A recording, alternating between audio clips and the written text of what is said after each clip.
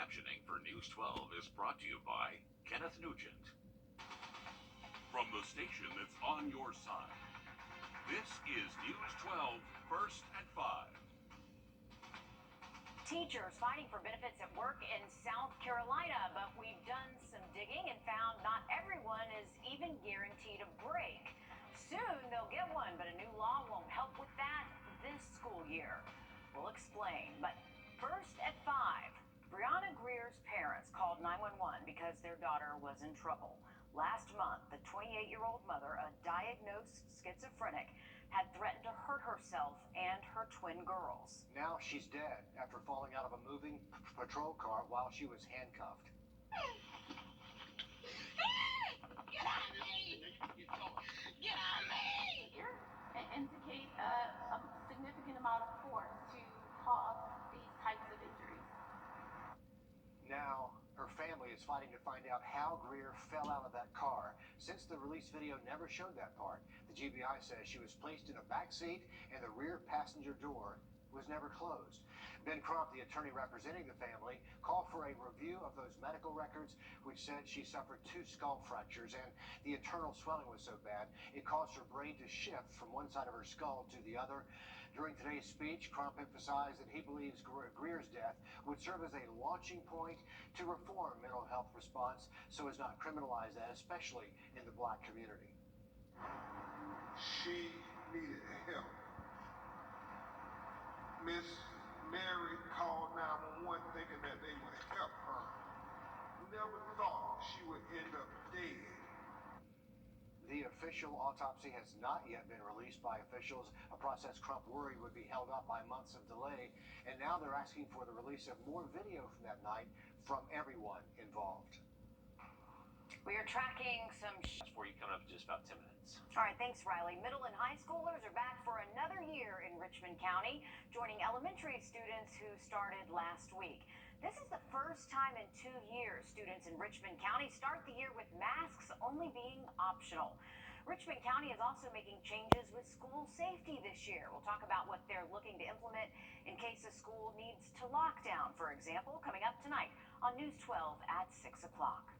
A new law in South Carolina will guarantee many teachers get at least half an hour of unencumbered time every day. For example, this can be a daily planning period or just an opportunity to eat their lunch without having to supervise their class at the same time. Our State House reporter Mary Green has details on why teachers won't necessarily be seeing these changes in effect when the new school year begins this month. This legislation passed the General Assembly and was signed into law by Governor Henry McMaster earlier this year. It's a change that teachers had been insisting was much needed for years, but it doesn't have to be fully implemented until July of next year.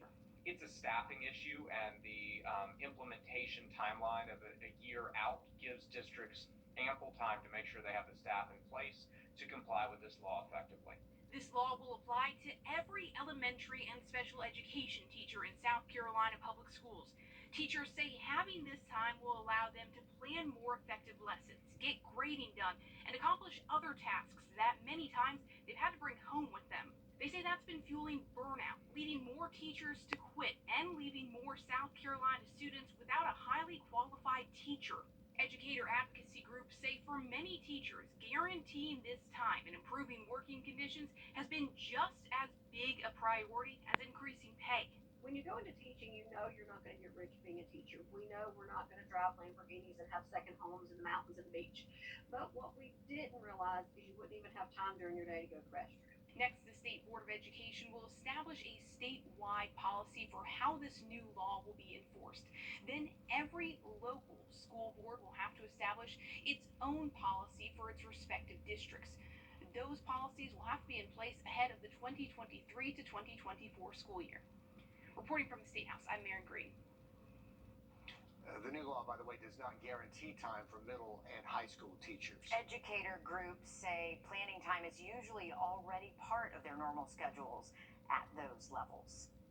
Former educator groups say planning time is usually already part of their normal schedules at those levels. Former Trump advisor Rudy Giuliani will not be in court tomorrow. He was scheduled to appear before a special grand jury in Atlanta, but his lawyer says a judge granted him an excuse to postpone. The grand jury is set to determine if former President Donald Trump and his associates illegally interfered in the general election in Georgia back in 2020. Meanwhile, a state court hearing arguments. Tomorrow, the Harrisburg Literacy Initiative will open a little free library at the Hub. This is the effort of local nonprofits coming together to improve literacy rates near Lamar Millage Elementary School. The unveiling is at 5 p.m. It's at the Hub for Community Innovation located at 631 Chafee Avenue. Still to come on News 12 first at 5.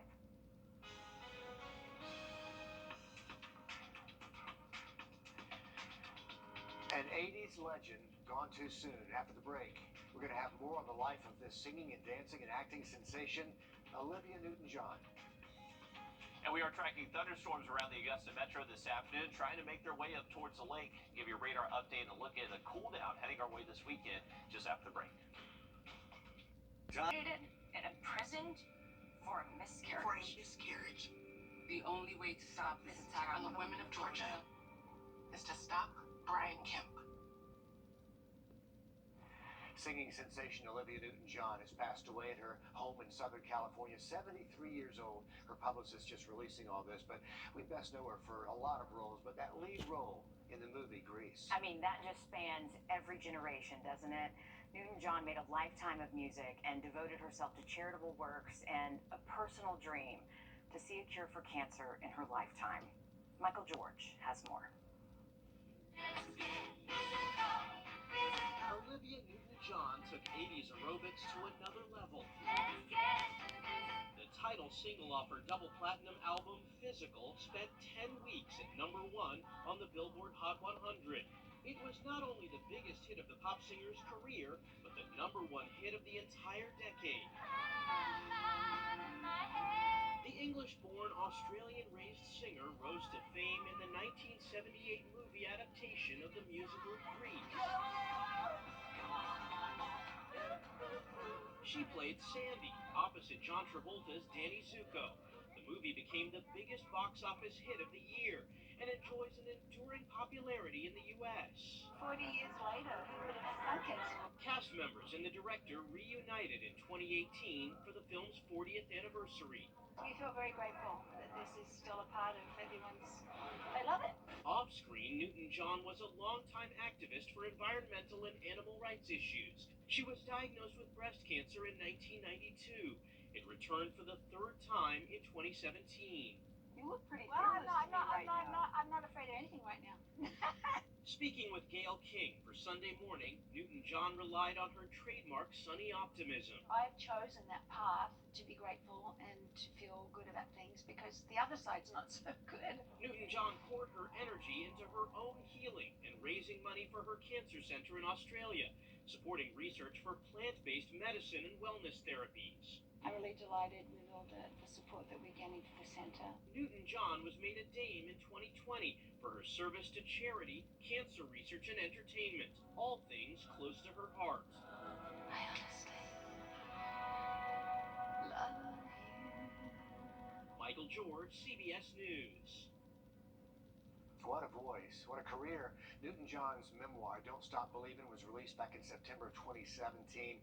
The same month, her 70th birthday, she leaves behind a daughter. Have You Never Been Mellow? There's so many hits from the 70s that she was all over the radio. But, I mean, think about all of the people who will be watching Grease tonight, tomorrow, it's something my daughter knows. It doesn't matter how old you are. Yeah. You know those songs. You can sing them by heart. Iconic. Yeah, what a struggle she had, but yeah, she will live on in so many ways. She will, absolutely. Mm-hmm. Absolutely, guys. And weather-wise this afternoon, kind of more this up by Friday. Could still see a little bit of wet weather Friday ahead of that front, but looking mostly dry into the weekend. And then there you go, folks. Nice little cool down heading our way by Saturday. We're looking forward to a little cool down. Riley, thanks. Natural gas pipelines putting more people all across the country at risk. We'll find out more in a special investigation after the break. The Live by Camera. And furniture. It's critical infrastructure that comes with incredible risk. Across the U.S., nearly 3 million miles of pipeline are pumping natural gas that eventually makes its way into our homes. But natural gas leaks have caused hundreds of explosions and even fires in the last decade, claiming dozens of lives, injuring hundreds of people, destroying entire neighborhoods.